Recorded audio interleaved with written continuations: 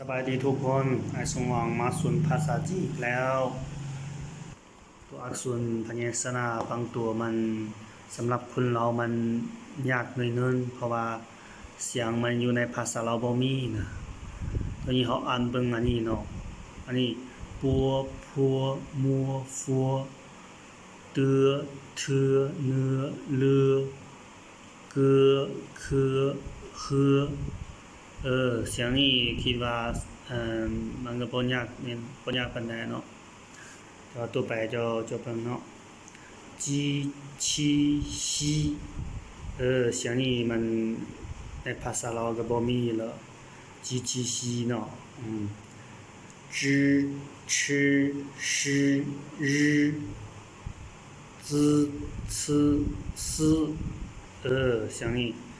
จื้อชื่อชื่อรื้อกับจื้อซื่อซื่อนะอยู่ในภาษาเราก็บ่มีฉะนั้นต้องใช้วิธีหยังเอาเสียงนี้ได้เนาะเรียนได้เนาะไอ้สมองแนะนำวิธีให้เนาะต้องเรียนในต้องเรียนอยู่ไสนะเรียนในคำศัพท์นะอันนี้นี่ก่อนเนาะอันนี้จีชีชีแม่นบ่จีชีชีจีชีชีเนาะอันนี้อยู่ในคำศัพท์นะอันนี้จีตันมันไข่ไก่鸡蛋鸡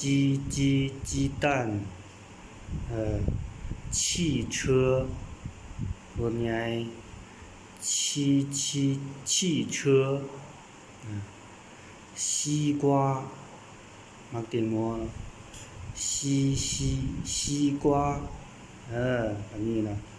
鸡蛋汽车西瓜อันนี้ก็知吃诗เนาะ知吃诗知道 who 知道吃饭กินข้าว吃饭是的แม่นแล้ว是的然后แล้วจริงเป็นอย่างเนาะ然后然后เนาะอันนี้ก็知吃诗日เข้าใจแล้วบ่อันนี้แม่นจื้อซื่อซื่อแม่นบ่จื้อซื่ออยู่ในคำศัพท์เนาะฝึกสมแบบนี้เนาะ自己แม่นตัวหญิง自己自己村长ในบ้าน村长